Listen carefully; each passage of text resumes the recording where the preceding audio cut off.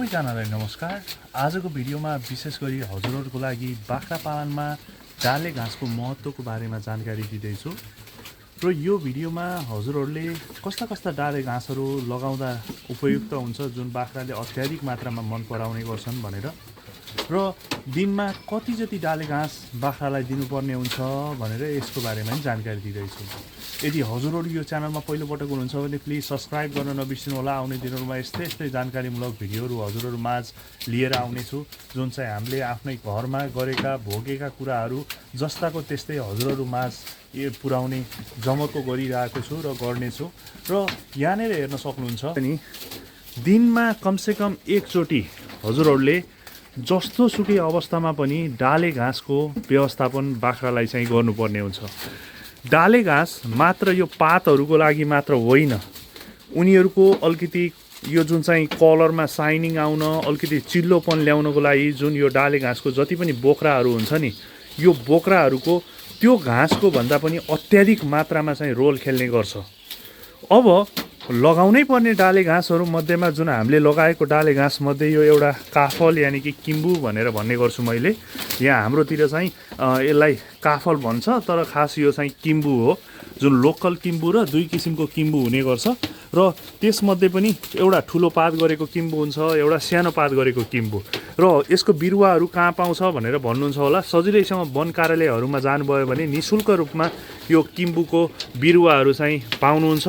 र विशेष गरी अझ यसको बिरुवा वितरण गर्ने समय भनेको ठ्याक्कै हजुरको चाहिँ जेठको अन्तिमतिर र असारको पहिलो हप्तातिर वन कार्यालयहरूले विभिन्न फर्महरूको सिफारिस लिएर जानुभयो भने निःशुल्क मात्रामा चाहिँ यो किम्बुको बिरुवाहरू चाहिँ वितरण गर्ने गर्छ।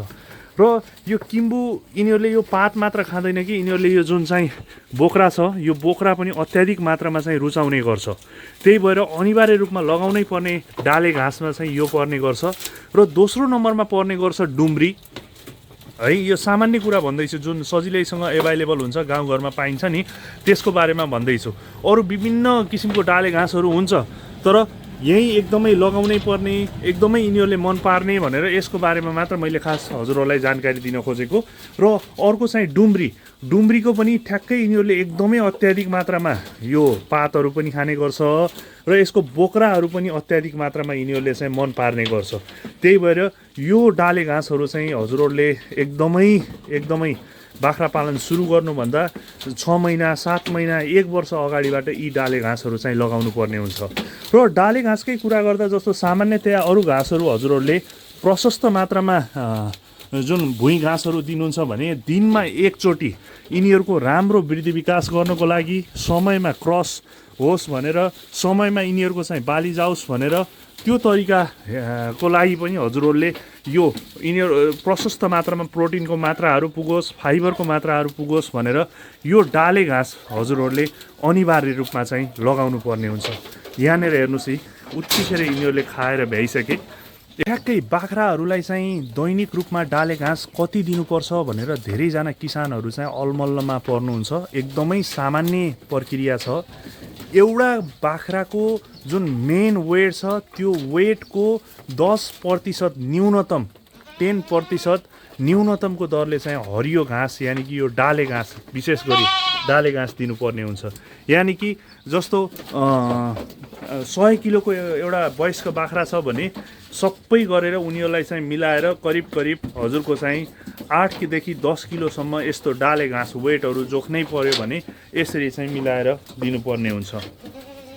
यसरी बाख्राहरूलाई डाले घाँस दिँदाखेरि उनीहरूको चाहिँ शारीरिक रूपमा राम्रो वृद्धि विकास हुने, उनीहरूको जुन शरीर छ त्यो शरीरमा एकदमै राम्रो साइनिङ आउने र त्यति मात्र नभएर जस्तो दुध दिने खालको माउ, जुन बच्चालाई दुध खुवाउने खालको माउ छ भने त्यो माउले प्रशस्त मात्रामा चाहिँ दुध पुर्याउने गर्छ।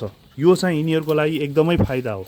र त्यति मात्र नभएर सामान्यतया भुइँ घाँस भन्दा डाले घाँस बाख्राहरूले एकदमै बढी रुचाउने गर्छन् र उनीहरूको जुन रुचित्व भनेर भन्ने गर्छ, रुचिको जुन मात्रा छ त्यो रुचिको मात्रा पनि एकदमै बढेर जाने गर्छ। सामान्यतया अरू घाँसहरू कम खान्छ भने डाले घाँस एकदमै बढी मात्रामा चाहिँ उनीहरूले खाने गर्छन्। यहीँनिर हेर्न सक्नुहुन्छ यी डाँठदेखि लिएर सबै कुराहरू उत्तिखेर मैले तपाईँलाई देखाउँदै यिनीहरूले सकिसके। गाउँहरूलाई मात्र होइन कि ब्रिडरहरूलाई पनि हजुरहरूले यसरी नै डाले घाँसको भरपुर मात्रामा चाहिँ व्यवस्थापन गर्नुपर्ने हुन्छ। यी मैले भन्दै थिएँ हजुरहरूलाई, यहाँनिर ठ्याक्कै हेर्न सक्नुहुन्छ यी बोक्रा कसरी खाएको छ। यिनीहरूले जुन पातभन्दा पनि अलि बढी नै बोक्रा चाहिँ मन पराउने गर्छन्, जसले गर्दा यिनीहरूमा एकदमै राम्रो साइनिङ आउने होइन, उनीहरूको शारीरिक वृद्धि विकास एकदमै राम्रो हुने गर्ने होइन, यो सबै कुराहरू चाहिँ हुने गर्छ।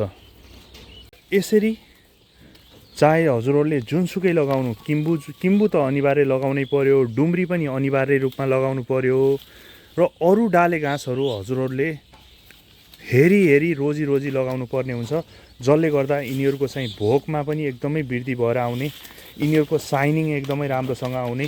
यिनीहरूलाई मैले बारम्बार भनिरहेको थिएँ नि हजुरहरूलाई, यिनीहरूले बोक्रा एकदमै रुचाउने गर्छ। त्यही भएर बाख्रा पालन सुरु गर्नुभन्दा अगाडि अनिवार्य रूपमा हजुरहरूले डाले घाँस प्रशस्त मात्रामा चाहिँ लगाउनु पर्ने हुन्छ। जस्तो 1 वर्ष 1.5 वर्ष अगाडिबाट तपाईँहरूले डाले घाँस तयार पार्नुपर्ने हुन्छ। त्यही भएर बाख्रा पालनमा डाले घाँसको एकदमै बढी महत्त्व हुने गर्छ र सकिन्छ भने त कुनै पनि बाख्राको तौलको 10% को दरले दैनिक रूपमा डाले घाँस पुर्याउन सक्ने अवस्था हुनुपर्छ, जसले गर्दा यिनीहरूको लागत, दानाको लागत, यिनीहरू हुर्किने लागत त्यो सबै एकदम कम भएर आउने गर्छ। र मेन कुरा बाख्रा पालन फाइदामा लान छ भने दाना होइन, यसरी डाले घाँसको चाहिँ भरपुर मात्रामा चाहिँ यिनीहरूलाई खुवाउने वातावरण चाहिँ बनाउनुपर्छ है त।